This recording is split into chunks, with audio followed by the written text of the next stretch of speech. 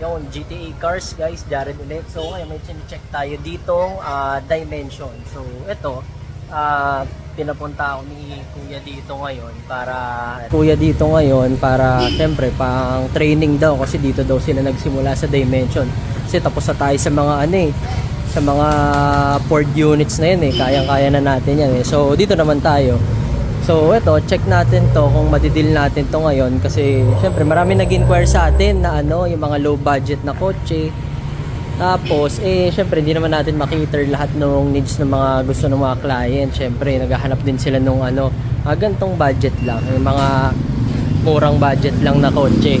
So ayun, saktong-sakto may napadaan na na dimension dito sa ads natin.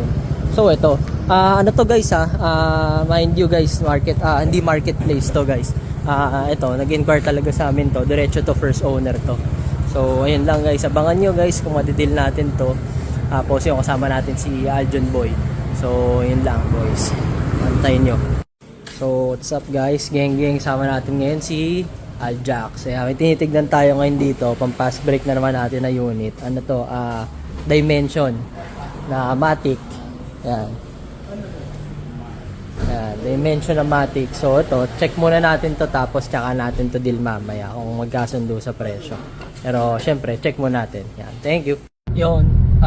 Yung guys, so quick update lang. Ito na siya. Uwi na natin. So tagumpay tayo. Na-deal natin yung Dimension na Honda Civic. So ito na. Ayan o. Ganda po, may head unit o. Pero ang lamig ng aircon niya. Puta, giniginaw ako dito. Kala mo nasa ako nasa snow. Yes, yun yung mga interior niya mabisa. Ayan. Kita mo? Mabisa pa yan. Mabisa. Update lang. Ito na siya. Ayan. Honda Civic na Dimension. Budget meal para sa inyo guys. As requested. As requested nyo. Ito na. Andito na siya. So yun lang. Thank you. So kanina guys, lahat naman ng klase ng brand kinukuha namin. Katulad ngayon nakita nyo, hindi kami, halos lahat ng Ford namin ubus na. Kaso kotse. Kaso si Jared kasi pinagpa-practice ko. So nagsimula kami sa mga Honda, Toyota brand. So may pinakuha ko sa kanya kaninang unit.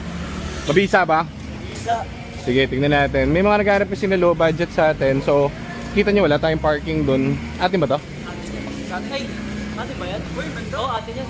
3-step na. Ito yung i-release. Hindi wag yan. Nilagyan na ng mga markings. Sa atin yan. So ito si Henny Boy. Ano yung sinasabi niya na tumutulo? Sa likod ata Ito yung BTI natin guys. So tanongin nyo magkano presyo. Mga naghanap kasi na low budget. So ito pinatest to, in-OBD and everything. So ewan kung papasok sa mga panlasa nyo. Matic to So ito hindi namin kinuha to sa marketplace. Direct owner yung mga nagbebenta sa atin ito. So anong pinagkaiba na, anong difference? Ito hindi to dinidispose.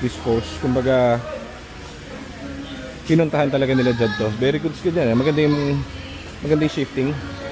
Okay. Hindi naman daw dapat nililimit yung pang-opera ata nung magulang. Ganun? Pang-opera. Sino nag-drive? Gaw. Shifting ayos. Yung pina-check ko sa iyo dun sa radiator ayos.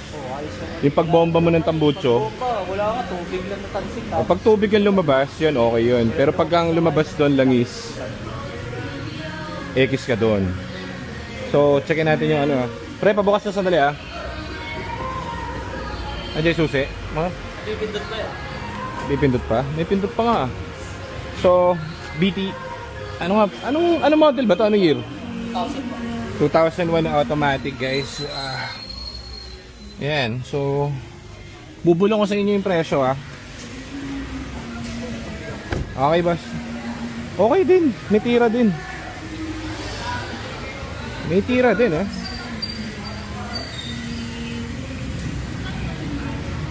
Magkano mo gusto to? Jad, magkano mo gusto? Ito? Oo. Ikaw, magkano mo gusto? Gano'n ako monito Basta titindigan mo Ang sweet spot ng dimension, ganon talaga. Nasa 160, 150. Sa maayos na ganyan, sa matic, mga ganon. Mas mababa ang value nito, mas mataas pa nga yung ano, yung manual na GTI. Pero kung hanap mo naman yung budgeted nga, uubra naman. Top sa aero. Top sa aero, So, ano to guys, kaya mo nakuha? Kaya mo nakuha? Ito? Hindi nga natawad? 130 offer yan. 130 yung offer, isang libo. Dati kasi, meron i-inquiry sa amin ito, 80 eh. Kaso nga, lasog-lasog.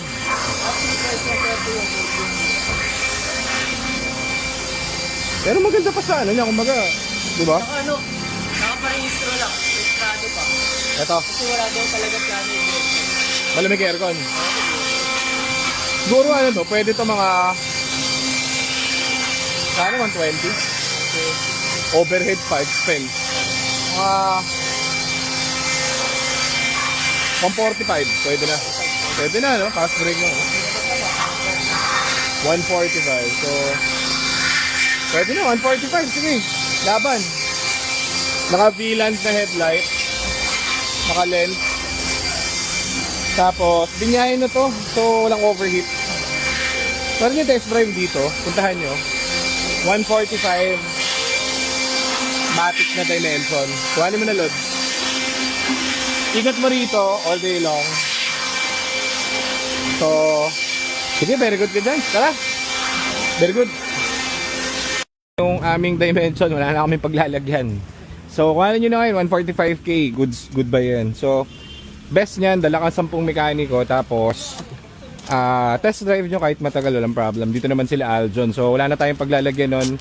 Kaya namin kinuha lang talaga yon kasi etong mga to for pending works, puno pa yung kabilang garahe natin. So, waiting kami dito sa mga units natin na matapos. Kaya ganun, sayang naman yung araw. So, pumapasok naman yung yung inquiries natin. So, sinusulit lang natin yung mga best buy doon at maayos na kotse. So, yan lang.